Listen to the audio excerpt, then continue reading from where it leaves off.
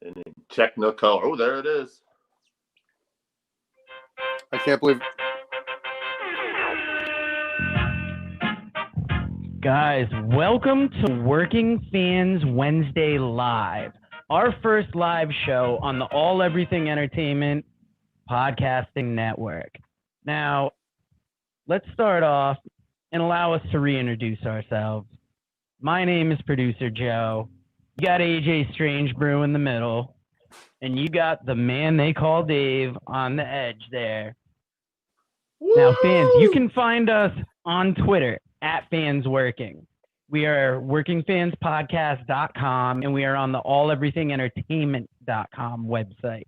Working Fans Podcast on Facebook, Working Fans Wrestling Pod @gmail.com for our email, Working Fans Wrestling _pod for Instagram, patreon.com/Working Fans Podcast. We are on Twitch, Just Fans Working, and we are on most podcast providers. If your ass can get a podcast, then you can get us. You can also find Dave working the pole at Rockstars. Every night, baby. Wednesday night, I'm there. He needs the extra cash. See me in the back room. Now, guys, we are brought to you by WrestleTopia. You can see that logo up in the top corner. They are WrestleTopia on Facebook, @WrestleTopia on Twitter, WrestleTopiaTV.pivotshare.com. We are also brought to you by 482 Designs. You see this shirt hanging up right here? That shirt is made by FOUR82designs @gmail.com. If you need quality printing done, shirts, stickers, that dude could probably even make a flag if you need it. We'll probably get a flag soon. Like the Freebirds? You can get... Ooh, I don't know if it's like the Freebirds. Thirdly, we are brought to you by DaveColeDojo.com. If you want some great wrestling-related art, look at this shirt right here. Look at that Wu-Tang print right there. If you have seen our logo in the top corner right there, that was done by the mighty Dave Cole, who we have on as a guest today. Yes. And last but not least, All Everything Entertainment. They brought us to you. It's their fault that we're up in your ass right now. Now, guys, do you want to say anything before we bring in our first guest here? Yeah, please send all your from California. Yeah, make sure you send all of your reactions straight to All Everything Entertainment. Let them know where the shit. That's it. Let's go, Joe. Right now. Oh. Hey, how's it going, guys? We would like to welcome... Nope, sorry about that. We would like to welcome Chuck Winchester, co-host of the regularly scheduled Hostilities podcast, at RSH Wrestling on Twitter, part of the All Everything Entertainment Podcast Network. Go over to teespring.com, search RSH Wrestling, and if you want to catch his show, it's on tomorrow night at 6 p.m. Eastern Standard Time. Chuck, sorry for talking over you. I had to put you over here. How you doing tonight? I'm doing great, man. Hey, appreciate you all having me on in your very first episode. That is awesome, and I am super honored to be here, man. Chuck, it's our pleasure. Thank you for being on. Yeah. Love it. Now, Chuck, I just want to start off with a quick question. How long have you been podcasting for? Oh, man. Long enough I should be better at it, but I've been doing the RSH podcast now for maybe a year and a half or so, and then I have 2 other shows I've been doing as well. So about a year and a half total, I guess, when it comes to wrestling and stuff like that. What other shows do you do, Chuck? I currently host my personal, audio-only podcast called Paranormal Activities. It's like a weekly show. And then my real name is Ben Axe. Chuck's my wrestling name. It's confusing. Then I do another live show on AEE with my wife called Marital Nonsense, and that one's pretty new. But yeah, man, just doing it for fun, man. I have a good understanding of that one. Oh, yeah. I'm divorced. I didn't even think... I had an understanding. I didn't even think to come up with a gimmick name for this. That's a really good idea. Now, how did you link up with the All Everything Entertainment Network? Oh yeah, man. So Josh DeBoard, he's my co-host on RSH, and we were doing it just the two of us with, his sister and two of our other friends, audio only, for 9 months or so. And then Tim Tank, he has multiple names too. I don't even know what they call him now, but he found us on Twitter. He was like, "Hey man, you want to join our network?" And we were like, "Sure, why not?" And then here we are, a couple months later. Scott just popped me with his message down below there. That's popped the crap out of me on that one. We also What's up got to Zach St. John also in the house. Yeah. Now, sorry, Chuck, I meant to put this up during your preview so everybody knows you're at RSH Wrestling. Heck yeah. Guys, before we date here, we are going to bring in the mighty Dave Cole. Oh. Hey. Dave, welcome to the pod. Thank you. I feel great being here, and I thank you all. I'm honored, and I'm excited to talk some wrestling. I can tell you, as a very artistic right. individual myself, we appreciate your artwork greatly. What you've done with T-shirts, what you've done with your artwork, absolutely incredible. We appreciate everything you're doing. Thank you so much. Now, Dave, I just want to say real quick, AJ, actually, he's autistic, not artistic. There's a little difference. Sorry about that. We're really happy to have you on the show. Autistic people are geniuses, so that. Well, in most cases, yeah. Dave certainly is not autistic then. Yeah, AJ is really good at 1,000-piece puzzles. He can put them together in a minute. But, guys, I gave Chuck Winchester a preview. Dave Cole, a.k.a. Davey Painting, a.k.a. the Psychedelic Warrior. He is a wrestler and an artist. In addition to producing his own art, he has designed rings for New Japan, Beyond Wrestling, and GCW, to name a few. As a wrestler, according to my research, he has held both the Connecticut Championship Wrestling Northeast Championship as well as the Tag Team Championship. He has held New England Championship Wrestling Tag Team title twice. He has held the Premier Wrestling Federation Northeast Heavyweight and Tag Team Championships. You can find him at Davey Painting on Twitter, and you can find his amazing work over at DaveColeDojo.com. Dave, how's it going today? It's going great, especially after the introduction. That was great. Thank you very much. You nailed pretty much every aspect of me and who I am and what I've done. I got to tell you, as an old timer, it makes me want to get him back in the ring. I keep that up, and I hear it from younger guys too, and I'm like, I've been working hard. I will wrestle again, whether it's full time or just here and there. But I know I'll be in the ring again. Thank you. That's actually my goal also at some point. That's as we get older, it's harder to feel that way. But I'm mentally much better than I was even when I left wrestling. So my head's just in the game a lot more. I know what I want out of it. I know how much I can get out of it realistically with my body and everything. So we'll see. Dave, I'm just curious, what came first, your passion for art or wrestling? I'd have to say art, because I remember doing art, like my earliest memories of just being at my cousin's house and copying the Bambi VHS cover. Like that's about as far back as I can go, and that was in the 80s when I was a couple of years old. So yeah, the art for sure, and then wrestling followed, and then the thought of putting wrestling and art together hit me one day, and I was like, I can't believe I never used to put that together. I just kind of kept those lives separate, and then I was like, I love wrestling, why not paint it every day?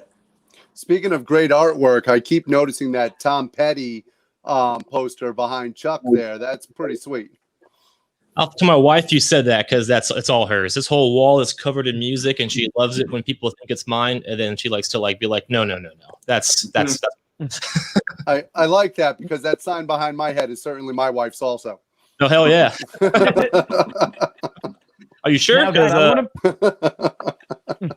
I want to put Dave over for a second, because he recently did a great Muda print that is out of hand. he has a Great Muda sticker set that is on the podcast case. Like, if you guys aren't checking out Dave Cole's artwork, you're seriously fucking up. Like, Scott Michael here is the guy that put me on to Dave Cole, and he brought me over to his table at one of the events at the White Eagle in Worcester, and that's where I got one of the limited edition flare pins that is on my work hat every day, and that kicked it off.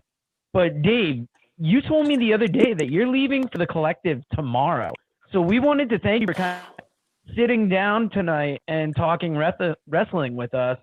Are there any specific events at the collective that you're looking forward to?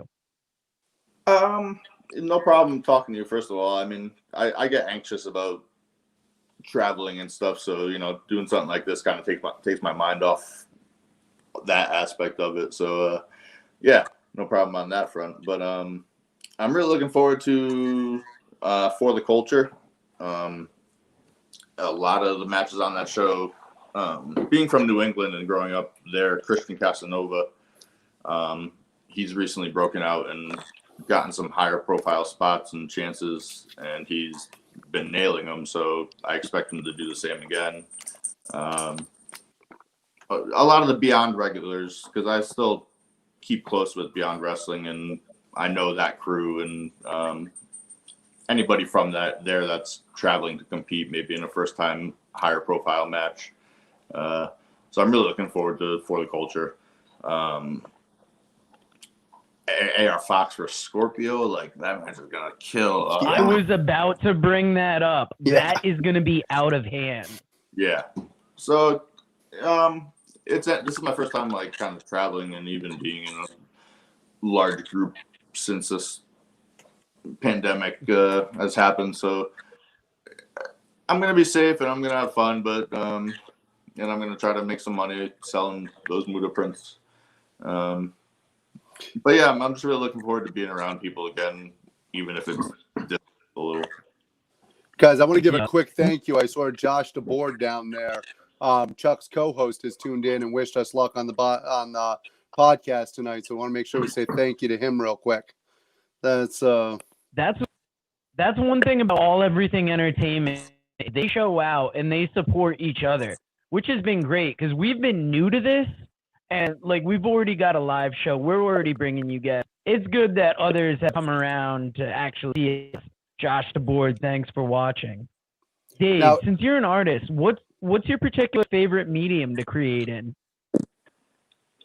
I'm an acrylic painter, so, I mean, even on the bring canvases, sometimes I'll be using acrylic.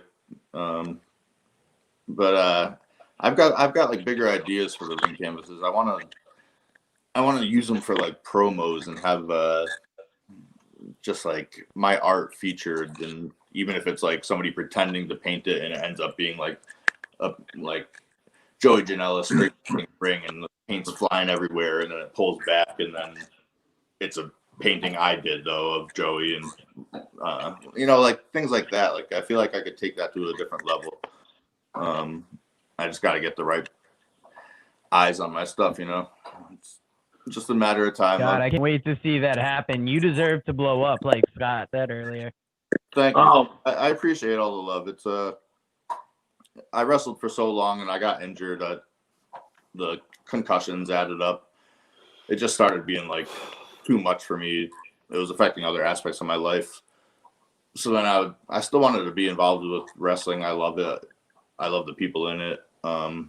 So that's when I really started pushing my art, and it's my full-time job now. I wake up every single day trying to make something more of myself and become better at my art. So one of the best things about wrestling now is how much they pay attention to the concussions. I can tell you that when I wrapped it up the first time was because of concussions. I had a concussion one time where, quite frankly, for the next couple of days, I could pretty much taste my own testicles, which was not tremendous. And it just got to a point where I'd like to be able to complete a thought for the rest of my life. Yeah, exactly. And, but hey, Chuck, I got a question for you. Yes, sir. Now you've got an actual look that you look like you might be able to wrestle. I see that little, like almost stone cold look to you. That's I think maybe we need to put together some kind of paranormal match or something here.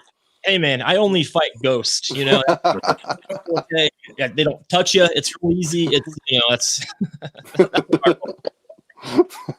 Now, what? Guys, Hey, so you go ahead, Joe. You could got it. viably take on Invisible Stan, right? there you go. Now we're talking. No, I'm sorry, that joke went nowhere. I think that's a different Chuck. I was wondering. I had a question for Dave again. I was wondering, being big into drawing and being big into art and wrestling, do you find guys like Bret Hart and Jerry Lawler, like, are you like bigger fans of them because they're both big into art and wrestling as well?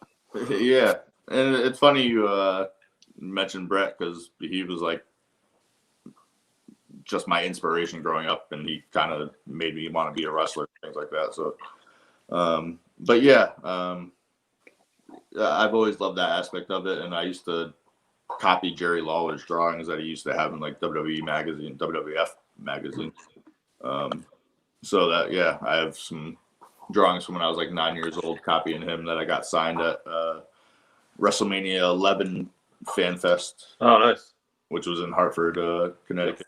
And that was my first ever like big wrestling event. And I can remember standing on the chair doing the Diesel taunt. Dave used to do that, but he actually just wanted to have Diesel in his hand. Dare to dream. Yeah, we all got goals. Yeah, Now, right. now you're going out there this weekend. Are you looking forward to Bloodsport at all? That to me is one of the best events of the weekend. I'm a huge fan of anything strong style, anything that really brings the realism back to wrestling and tells that story in the ring. Is there a match that you're looking forward to on that card? Definitely Dickinson and Moxley. 100%. I've known Dickinson a long time, and I've wrestled him, thankfully, only a couple times. We hit hard. But yeah, just seeing, he was supposed to have such a killer WrestleMania weekend. Like that would have skyrocketed his career like if this all didn't happen.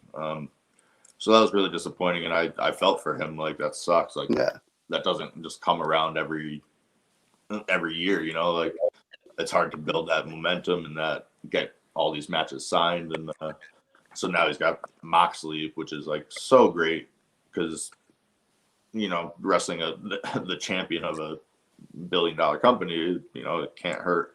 Yeah. And yeah, so I'm really looking forward to that and Bloodsport in general. Dickinson's one of two bruisers who I really like. The other one who I like, who I don't think gets enough credit, he does in the Northeast, but maybe not so much around the country, is Brad Hollister. I'm a big fan of Big Bacon. Mm-hmm. Brad's good. He's really stepped up his game, taking himself seriously from what I've seen the past couple of years. He's a good dude too.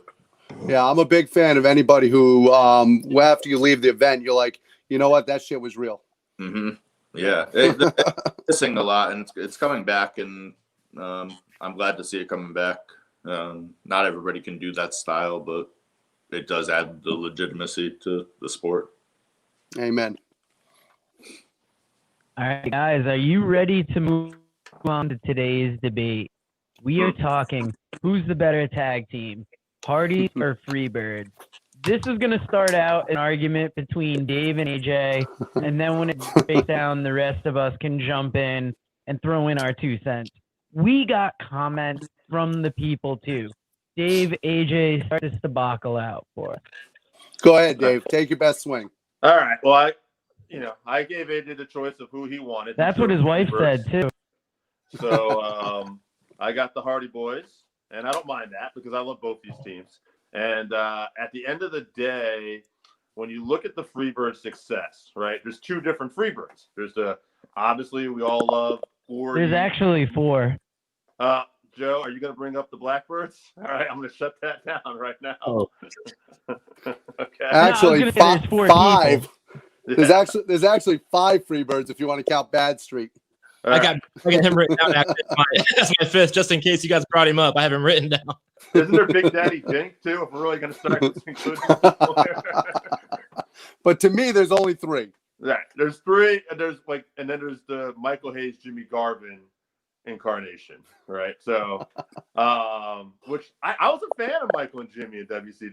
You know, they were funny. They had a little thing going on. They put the belts on them for a little bit.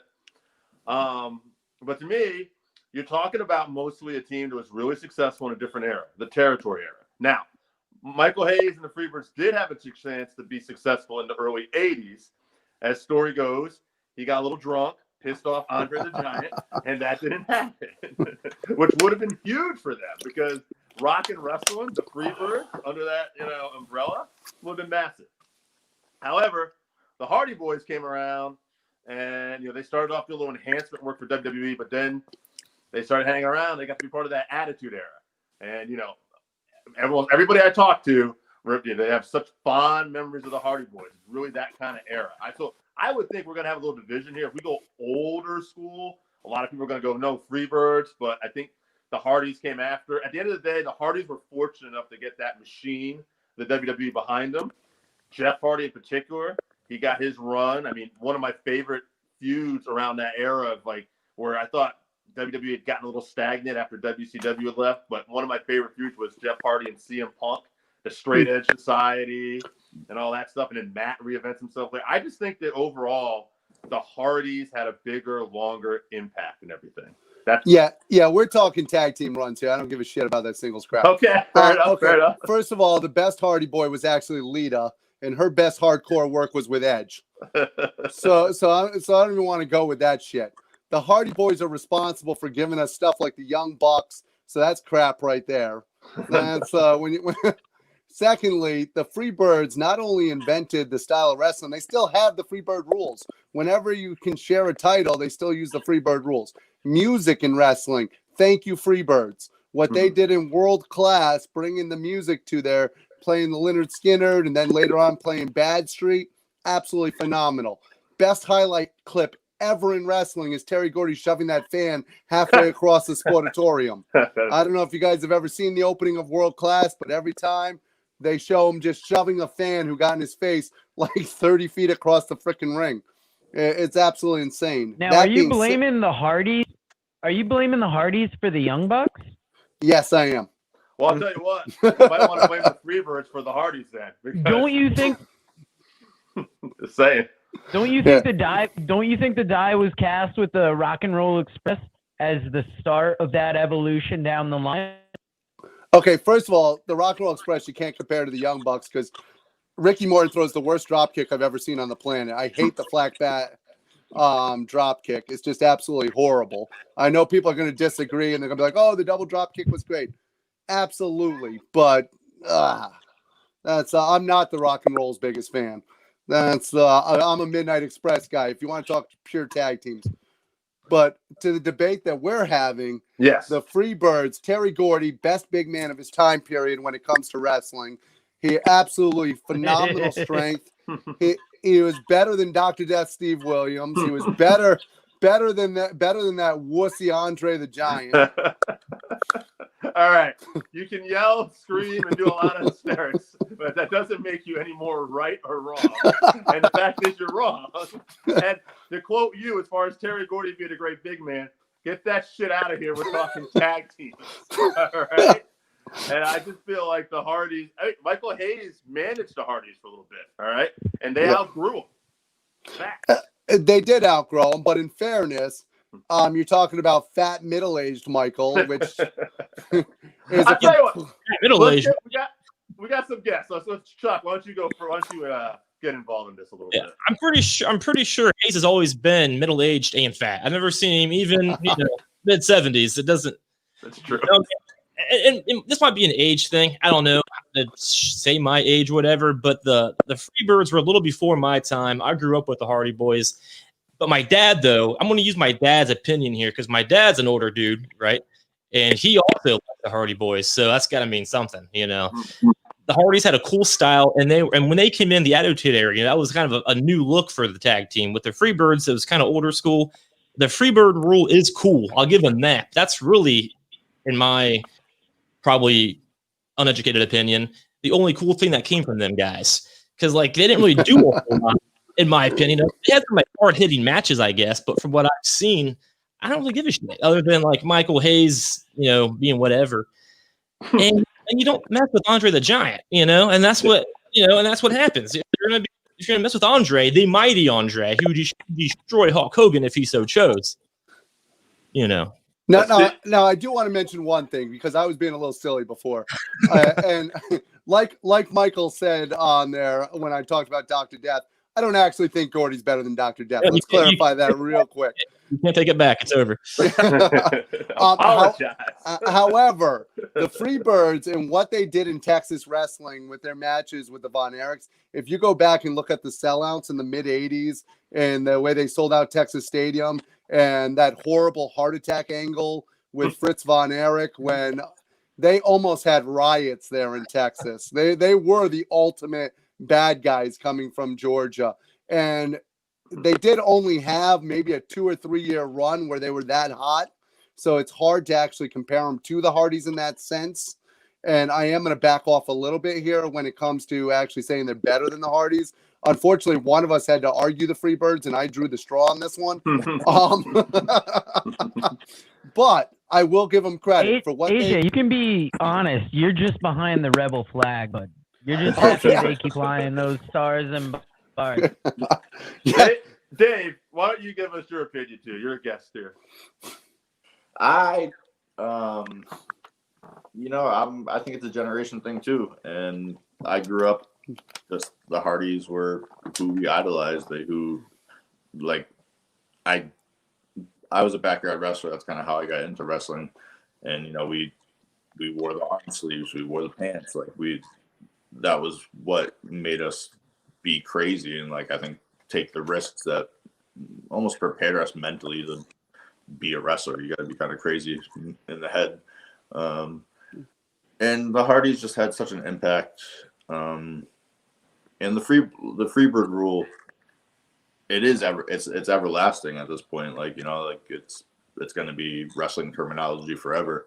But I think as a team and as a whole, and for me personally, it's got to be the Hardys. I think the Hardys are also responsible for Dave dressing at Hot Topic. All of us. Well, I'll tell you this.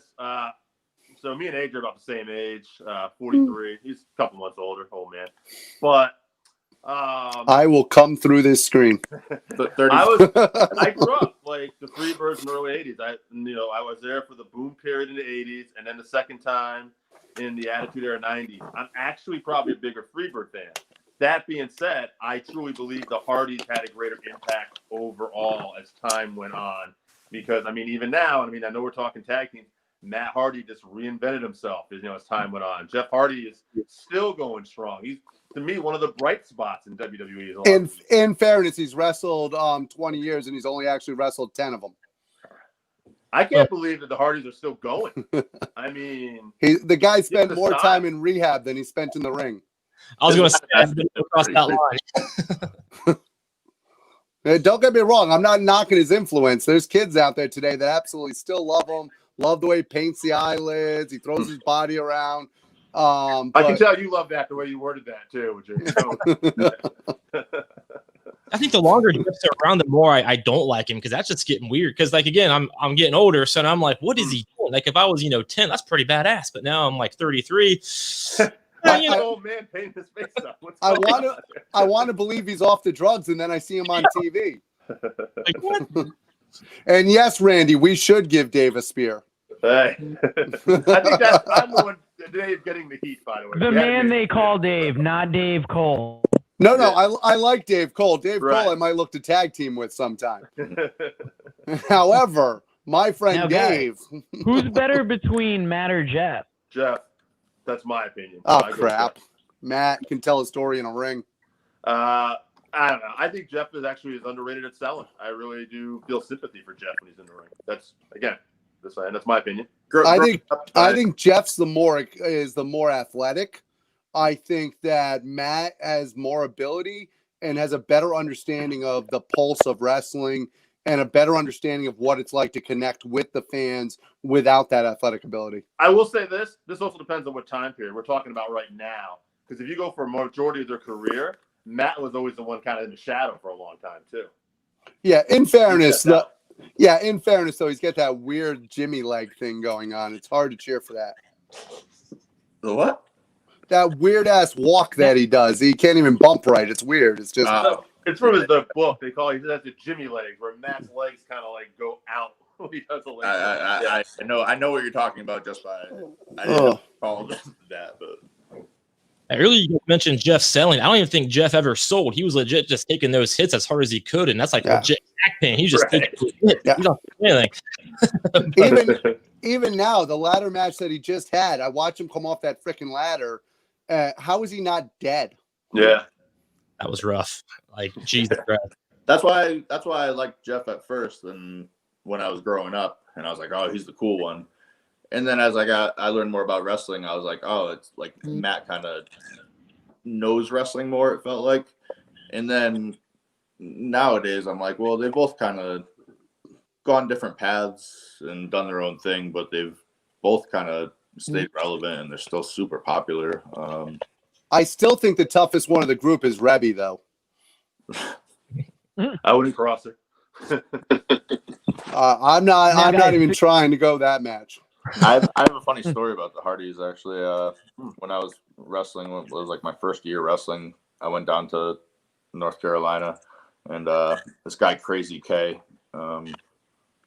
he was friends with the Hardys, and he invited me to their like Christmas party. So I went to Matt Hardy's current house when he was with Lita at the time. And like, it was just like a Hardy Christmas party. And like Jeff was like upside down in the closet. Like Lita was like naked in the hot tub. Like, it was crazy. Like, it was just like the most insane experience I've probably ever had in wrestling. Picks are By the way, Tank Middleton keeps reaching out to us. I wanted to say thank you, Tank, for actually joining us here on the broadcast, even though your opinions are wrong. Ask him about That's the RS. president of the company. You gotta shut your goddamn mouth. Ask him about the Wednesday Night Championship belt on RSH. He's a 3-time loser to my belt right now. Just throwing it out there. I mentioned the Austin Vince McMahon feud earlier. There you go. Amen. That's Now, guys, a kind of side question, and it's something that you can't avoid when talking about the Hardys. Jeff Hardy and kind of how he comes in and out of the wellness policy. Isn't that a weird way how we deal with drug addiction in wrestling? You know what? Before we even answer that, like, we're talking about Jeff Hardy. We could probably talk about drugs with everybody in this whole debate. I just realized that's what we did. I mean, Psychedelic Warrior. Whoa! Yeah. I'm pretty sure the Freebirds were clean their whole time. I don't know much about Buddy Roberts. Cocaine. Maybe. Okay, in fairness, nobody knows a lot about Buddy Roberts. I mean, just kind of how the fact that it almost seems like Jeff Hardy, as the years go on, he continues to have these issues. And is the WWE helping him, or are they just kind of propping him up to keep him going? And well, in baseball, how serious is their wellness policy? In baseball, it's usually 3 strikes you're out. Jeff Hardy's had a whole freaking baseball game. To be fair, I mean, it does seem like there are people that get second chances and third chances over the years too. Sometimes you're surprised, you know, because they're not necessarily the biggest guys or guys you would think Vince is going to give a chance to. But for whatever reason, Vince has just certainly been softened on certain guys, like Eddie Guerrero before his passing. Like, I thought, oh, okay, he's gone. You know, you heard the stories, and he came. Well, he was gone. He died in a hotel room. I get. Oh, my bad. Too soon. They make money in a hotel room, man. I'm just, I think Vince historically lets this, even going back with Andre the Giant, watched that documentary on HBO a couple years ago. It sounds to me, I don't know him personally, but it sounds like if Vince thinks you can make him and the company money, he's going to give you as many chances as it takes to keep doing that. And is it right? In my opinion, probably not, because we have several examples, Eddie Guerrero in hotel room, where maybe that should have been taken more seriously. And with Jeff, I think so far we've just got lucky. You know, he has a good probably people around him that help him. But yeah, man, I don't think it's necessarily a good thing overall at the end of the day. On a serious note, when it comes to Jeff Hardy, the guy has been caught drinking and driving so many freaking times. Not just himself being hurt, but the fact that he hasn't hurt somebody else is absolutely incredible. Yeah, and I think they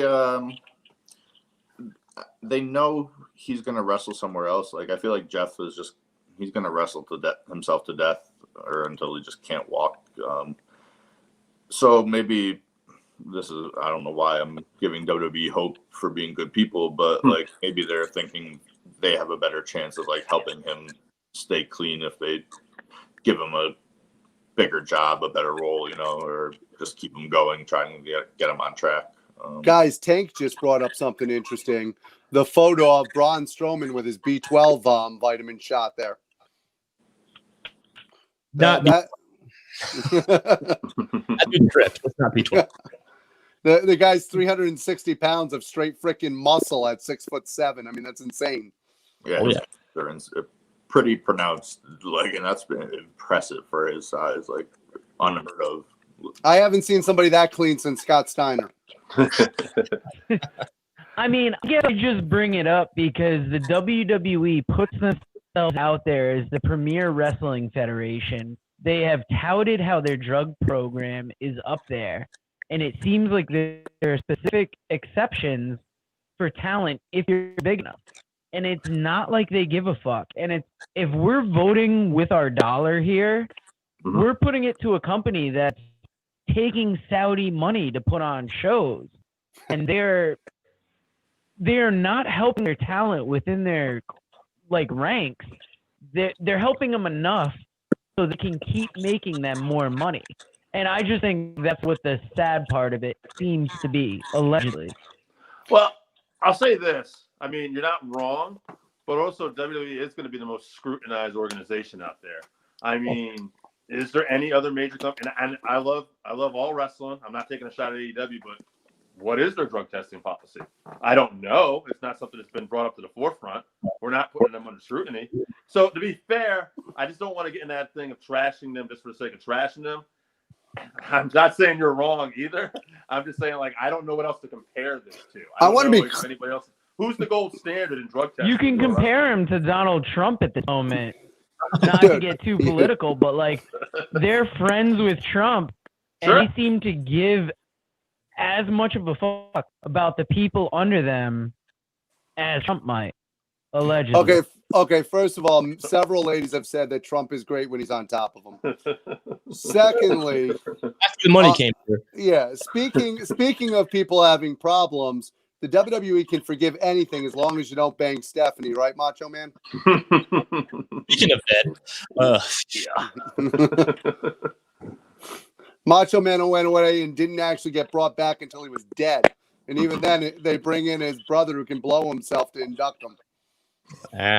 He was pretty good in Spider-Man. That's about all. Dude, I like that I shot. Can't believe Mike it took Canales. us 38 minutes to get to dick sucking, and it wasn't Dave that brought it up. Or the man they call Dave, not Dave Cole. Sorry, Dave. Yeah. There's too many of you. That's actually Joe has actually said that for years, that there's way too many Daves in the world. Oh, Jesus. Now, guys, are we pretty settled on the debate? Are you ready to get the people's topics here? We got some votes. Absolutely. And we got a couple fucking comments here. I'm gonna have to take a sip before I read this. Do not ask what he's drinking. Yeah, who's wellness testing this guy? So we got some votes. My brother voted Hardee's. Travis Jones, Hardee's. Connor Elsey, Hardee's. Kenny Culler, Zach St. John, Jake St. John, all Hardee's. So I clearly won this. She thinks it should be Hardee's in terms of growing up sentimental reasons, because he's about 10 years younger than me. But he can see why people would pick the Freebirds for their impact in wrestling. Chris Zauha said, Freebirds, I can't believe this is even a question. Dima Bauer, Freebirds, of course, he's 17. I don't know too many 17-year-olds are debating the Freebirds right fucking now. Jay from New Hampshire, he is waiting on the birth of his second child, Axel, and he responded with, shit, I feel like the answer should be the Freebirds, but the Hardys have been around longer, he believes. The Hardys were able to transfer success between WWF, WWE to ROH, and TNA reinventing themselves. Once the feud versus Von Erichs was over, in his opinion, they became lackluster. What do you guys think about that? Hey, first of all, were any of the Hardys ever invited to sing their song at a McMahon wedding? I don't think so. I'm not sure Michael Hayes was invited. He might have just took the mic. Keep your mouth shut, Dave. Might have just took the mic. Just saying. Hey, what about Randy Oscar? I don't know. Jeff Hardy will sing his music wherever you let him. Joe, did Randy Oscar have a vote? I've got Randy right here. He said Freebirds. I think he did, actually. He probably would have. I forgot Randy. I'm sorry. Yeah. Okay, just in case we didn't have enough Daves, David Kerr came in with the Rock and Roll Express. All right. Shows you where the Daves are at. Rock and roll. Now, guys, I gotta read Daniel Allen's comment now, and his punctuation's fucked. So you're gonna have to let me get through this. Oh, go ahead. You got this. This is a great live show right here. Despite this and that, are legends, pioneers. Plus, there is also the rule they helped create in regards to tag team wrestling. They made the six-man tag team matches an art form, debatedly, but those Hardy Boys surpassed some things. Michael Hayes managing them real quick, I'm sure that helped. Plus, being trained by Dory Funk Jr. to polish them ring-wise. Man, one cannot simply say it's easy to pick. Freebirds do have, my knowledge, way less botches because of drugs. I don't know about that. And whatever else than the Hardy Boys, especially Jeff. But when 100%, the Hardy Boys were on point and better than the Freebirds. First of all, when incarnations. First of all, when I think No, I'm sorry. I just wanted to say when I think of exciting wrestling, I think of the style of Dory Funk Jr. I'm gonna go watch some paint dry. It's about the same thing. How do we think the Freebirds would have done with a wellness policy too? Just guessing. Or most wrestlers. Oh yeah. Probably. Well, since Michael Hayes failed the Andre the Giant wellness test, right. You know, a man who drinks 2 cases of beer and 3 bottles of wine. Right. Drives home. Yeah. Yeah. So now, he said that. Oh, sorry about that. He said that the Freebirds were better heels than the Hardys as a tag team. Hardys, especially Matt, way better as a heel when he went to singles competition full time. Jeff was but solo stints or as a tag team, Freebirds were awesome and know the art of the heel. Jesus Christ, we're going on to paragraph 2. It's close, but the Hardys for the win. Wait till we get to Scott. I'm gonna have to turn a couple pages for that. What do you write a dissertation? Yeah, but I had to use my lunch and my breaks at work today to write this all out because I was gonna be ready for tonight. But we are glad that the fans are getting back to us. It's been forever, and we're finally starting. I love that they're getting back to us. But can they get back to us a little less? Let me finish up this paragraph because then we're gonna have to finish up with friend of the show headliner Scott from Voluntown. It's close, but Hardy Boys for the win, especially right before they went back to WWE and got all the gold. LOL. All those tag team straps and come back at WrestleMania 33 and win the Raw tag team belts in that ladder match. Yeah, the Hardys get the W in this, in my opinion. Now, I got to go back to WrestleMania 33. I was almost are we disappointed to see them come back. Oh, yeah. 44 minutes, bud. I know we haven't let our guests talk as much, but what did you guys think about seeing the Hardys come back to WWE at WrestleMania 33?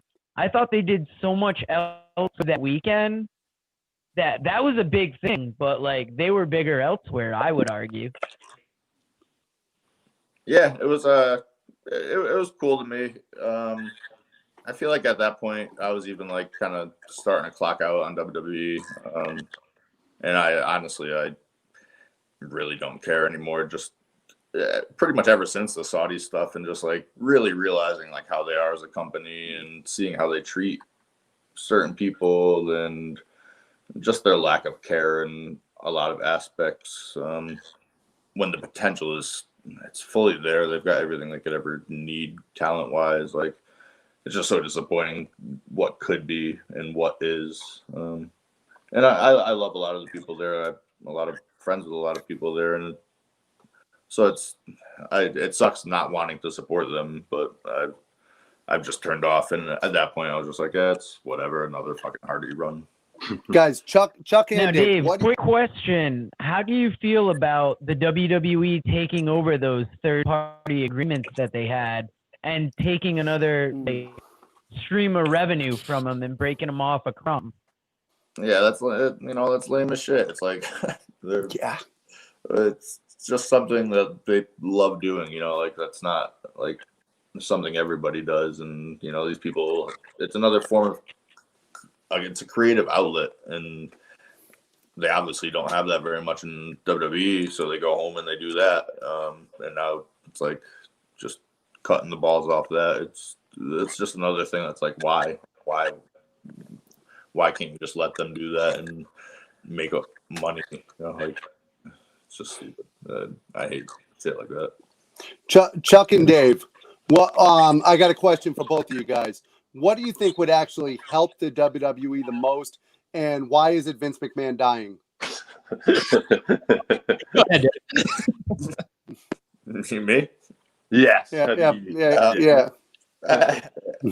I've thought that in the past, and it's like I think it's just so deeply ingrained now. Though it's like the WWE universe. You were comparing it to Trump before, but like it's like the country. It's like the shit's like deeply ingrained into what wrestling is and what the production of wrestling is, and like I don't know if Vince dying will really change all that much because between sponsors and advertising and cable networks needing it to be a certain way, it's like it's I don't know what will change it. I can't help it. I'm an optimist. Yeah, it's one of those things with the whole Twitch thing. That's bullshit for one. Like, if they're not using the WWE owned names, like if fucking Alexa Bliss can't go on there as Lexi Kaufman or her real name is, that's bullshit. And even if it is in their contracts, that's still dirty business. And all you're doing is creating a very negative work environment, and you're going to hurt the long term, I guess, longevity of your people, and that's not good business. It's nonsense. And also, real quick, I did want to say, I thought of this earlier. The Freebird song is probably longer than the Freebird's career, but not longer than whatever that fan wrote us for an Also, by the way, I've been to Georgia, not able to find Bad Street in the USA. God, come to Jewett City. We got Bad Street on almost every corner up here if you got it. But the one thing that... I didn't say bad smack.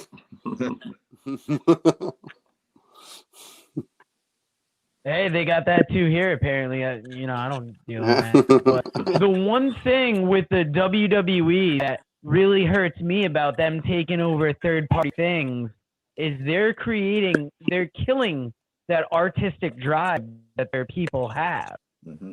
And Dave, you gotta know, like, I'm not gonna tell you how it is as an artist, but I imagine that thing inside you that pushes to do art, whether it's controlled or whenever it's micromanaged by somebody besides you, that's when it doesn't become fun, and that's when you really kill the joy in life. And WWE wants to monetize that. But the more dangerous thing is they're killing their independent contractors' joy, the one joy they have. Yeah. Now we can get into that. the independent contractor situation. Here you go again. They're calling them independent contractors. Let's not give them any health insurance. Let's not actually let them go work for other places and pick up other contracts. But let's tell them, hey, you can't go out there and do this creative outlet where you can make more money as an independent contractor. But hey, no. You're still an independent contractor. Right. It's like, what the fuck? How is that even legal? Like, let's put that in perspective here. Let's say that we all work for alleverythingentertainment.com and they control everything we do. So we go out and make a new Twitter account, totally different name, and then Tim comes in. No. I'm taking that over right now. How is that even legal? It's not professional. It's, it makes no sense to me at all. It blows my mind. I guess it makes me not want to watch WWE anymore because they're being treated like shit over nothing. Like they've been pulling this crap since 1983 now, and they've been getting away with it. And hopefully, at some point, somebody's going to step up and do something. Jesse Ventura tried at one point. Andrew Yang. Yeah, Andrew Yang, absolutely. That's he even took that much notice, and like I was like, oh, like this is more than just a wrestling thing now. Like, it's somebody bigger seeing this and being like, I'm gonna change that because that's fucked up. I'll be honest with you, it's almost like they're in servitude to the WWE. It's getting to a point where it's more like an indentured servant. Right. Go ahead, Dave. I see you down there. Yeah, David. I was gonna say Andrew Yang actually, even before this, because I follow MMA too, took the UFC for task because their contracts are similar as well. And I know he's gunning for a lot of this stuff and looking to see some change. So hopefully that is something that does happen in the next, I won't say overnight, but hopefully maybe in the next few years we can see some big changes.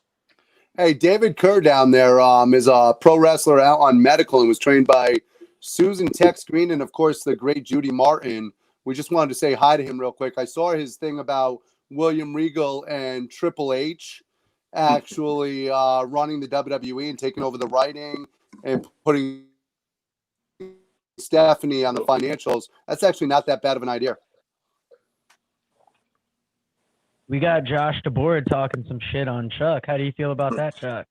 He's always talking shit, but that's all right. That's why he's on there commenting, and I'm on here talking. You know how that goes. Shit, we're gonna have to run up. We're gonna have to run up in his show and show him who the fuck's boss. But guys, I saw an invitation. Oh, absolutely. Anytime, any Thursday. Oh yeah, we're gonna take it. We're gonna come in there. We're gonna show you what we're made of. Now, Scott from Balltown, friend of the show, he wrote us a short Bible on this, and I think this is where we're gonna end this debate. God, I feel like I should have taken a 15-minute break for this. Guys, longer than Scott from Freebird. Balltown says he is going with the Hardys on this one. Now, to be fair, I'm sure a lot of that has to do with the fact that he has way more memories tied to watching them destroy their bodies for the WWF at a time when ECW's car crash style was what kept him excited about wrestling. He describes himself as an angry teenager who was easily excited by violence and looked to guys like this, show friends and family, to try and convince them that the bumps wrestlers took were real. I describe Scott as an angry adult. Now, he believes that the Hardys were one of the most innovative tag teams ever. And while they performed a lot of ridiculous stunts in already dangerous matches, they were still highly entertaining as a team without all of the gimmicks. I mean, they had enough gimmicks on their gear, I would say. Now, their big matches made them feel like attractions, and they set the bar ridiculously high for stylistic and creative offense, especially when ladders, tables, and chairs were involved. They've been in some of the most memorable matches he's ever seen, and they've inspired so many other successful tag teams. Now, what do you guys have to say about his comments on the Hardys? We have 3 paragraphs on the Freebird, so don't worry. Yeah, pull the fucking plug. If this was Bloodsport, Scott, I'd be tapping out. Yeah, Dave Cole has some trips he's got to make tomorrow. We're hoping to get him on a plane. We work tomorrow, Jeff. Got whiskey to drink, man. Come on. Oh my god! Although Dave, if you really need a ride, Jeff Hardy's going that way. Bring your own pills. Now, guys, Dave says we are awesome and he loves this format. Well, that's one of you. Now, I'm going to get on to Dave's or Scott's second paragraph. Sorry to go heel on you. I know that's AJ's format. Usually I'm Take the a heel. drink. Jesus. You can also take a drink if Dave brings up his bread business or if I talk about the halfway house trick. Either way. Now, the Freebirds have always been more of a stable than just a tag team to him. Some of their best work was definitely during a time when he would have been too young to watch wrestling, but he's been able to appreciate them more in recent years due to the access that we got to pretty much everything that we missed as kids. They were, without question, one of the greatest tag teams in the territories, and one advantage he'll definitely give them over the Hardys is they were not only super over as faces, but could damn near incite riots as heels. I don't think it hurts that you got the rebel flag on your back, on your ass, on your dick. People will hate that. They were so great at psychology and were, to him, more convincing as a team that could do real damage when they wanted. As great as the Hardys' work was with other legendary teams like the Dudleys and Christian, the Freebirds' feud with the Von Erichs could have easily been the discussion of greatest feud of all time if only we could have gotten something out of it. It's too bad that the majority of big wrestling promotions don't pay enough attention to psychology anymore, because the Freebird rule still has so much potential if used right. Also, the only version of the Freebirds that he really acknowledges was Gordy, Hayes, and Robert. The only time a Garvin has ever done anything for him to get over with him was about 10 years ago when the one that he kept in his car helped him with navigation. P.S. Michael Hayes. P.P.S. Remember the Blackbirds? Me either. That doesn't sound right. I don't feel comfortable saying that. If this has been a question of who made worse fashion choices between the Hardys and Michael Hayes, I'd probably still be debating that in my head long after you finish recording. You're still debating it long after I finish speaking it. What do you guys think of that dissertation on that? First of all, what did Scott show Dave's mom last night? Secondly, Jesus Christ. well, unfortunately, I've seen my mom, and nobody wants to show her anything. Heel on the mom. I'll heel on anyone, you know that. No, Scott brought up good points, and I wish I was awake for most of them. Yeah, this was a question of which team was the better heel. Obviously, I don't. Did the Hardys even do a heel run ever? Because I don't even remember that if they did. I mean, I know Matt's been a heel. I don't remember Jeff as a heel ever. Yeah, ever. Jeff will go heel when he hits some kid with his car.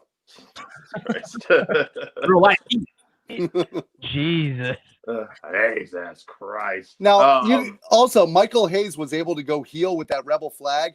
We forget in the early 80s, wearing a rebel flag on your ass in the South might not have gotten quite as much heel heat as we're thinking of now. You're talking about 40 years ago, and it's a totally different environment. 40. Yeah, now he's Donald Trump. The sad thing. Oh, sorry. I'm just saying the Confederate flag means Trump. I mean, in fairness, a lot of us grew up on the Dukes of Hazzards also, and we didn't think about how the negativity behind that until, unfortunately, we became a little older and a little smarter. Yeah.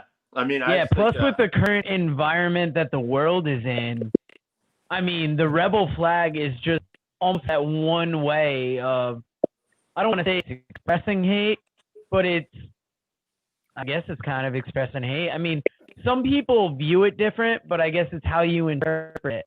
But it's definitely not like a good look to put out there. There are worse flags. I've been to Canada.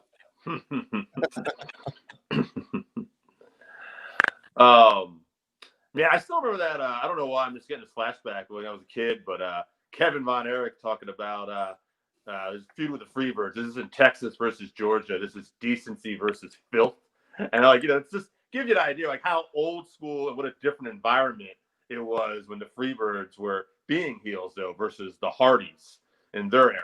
You know, just two completely different eras too. By the way, Randy Osgood brought up Jeff's one heel move when he actually did his heel turn versus Sting in TNA. Randy did say it was the heel. off of some- Who knew Randy would get a funny in? But guys, it is Wednesday night. There is wrestling on tonight. Dave, yeah. Chuck, we got to ask you, what do you guys watch? What are you guys looking forward to? And then we'll talk a little bit about what we're looking forward to tonight. And then we'll get off in enough time to watch the show. Good deal. I generally watch Raw and SmackDown because I have to for RSH. I used to watch AEW, but honestly, guys, man, it's been hard to keep up with. It hasn't been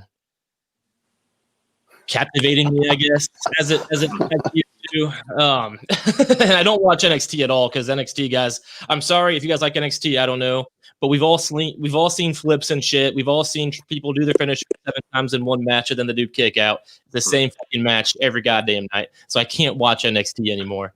I'm looking forward to the potential of Roman Reigns versus The Rock at WrestleMania. And honestly, that's the only thing I can think of right now in professional wrestling that I watched I'm actually looking forward to. It's a bad thing to be a wrestling fan, guys. I don't know what's going on. Yeah, Chuck, I sent out a tweet last week, and it actually, because he said how he's the chief and he's the head of the table, I said, I'm pretty sure The Rock is still the head of the table, and y'all are still sucking off his teat. Oh, like absolutely correct. So I mean, that could be a cool match if it does happen. Whether what the fuck's COVID's doing then and all that good stuff, but that could be a fun match. I'll say this: I've been keeping up like with every show lately as much as I can. Raw's been brutal. I skimmed through that a lot, but yeah, SmackDown, the Roman Reigns heel character has actually been one of my favorite things. And I follow AEW and NXT. By the way, that false finish thing, I actually had a discussion the other day. This is one of my problems.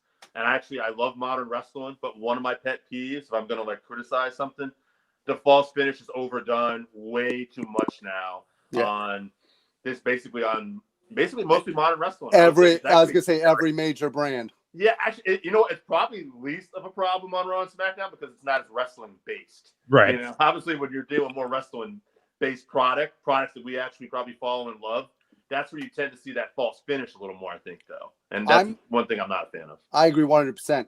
I'm looking forward to AEW tonight, and the reason why is I'm looking forward to Luther.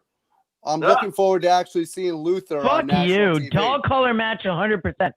Dude, if I could cut you out of this feed, I would. Fuck Luther. Dog collar match is where it's at. First of all, I love dog collar matches. I'm going to text your wife and get her on your ass just to get you out of this feed because you're spouting that bullshit. You're going to need a dog collar later. The dog collar match is the reason why freaking Starrcade was better than WrestleMania. Dave, what are you watching? Just this morning, I was catching up on the G1. Skimming through that. I left off watching. I just finished Shingo versus Ishii. Nice. And that was awesome. Quarantine wrestling's hard for me to watch. The crowdless shows, it's really hard. I've pretty much given up on NXT. I'll turn on Raw maybe randomly if I remember it's on, and then I'll proceed to turn it off probably 10 minutes later, and I'll be like, oh yeah, that's why I don't watch this. That's fun, man. Yeah, I don't have cable, so it's always just streaming. So I watch it or no, I don't. Chuck, I got to tell you, I'm watching The Bottom Line here, and I got to tell you, Josh DeBart, much funnier than I thought you said he was. He's drunk right now. That's only happens on. And just the fact that NXT has guys like Dream still majorly highlighted, I can't watch that. It just bugs me out, and I'm like, I don't want to support this. Even if it's wrestling like Kushida. Yeah, how did you feel? How did you feel that they highlighted Team Dream on TakeOver with the Doc Brown gimmick? Given the allegations, I know everybody's innocent until proven guilty, but to still feature somebody out there, that kind of shows the mindset of the company, how they approach things. Yeah, absolutely.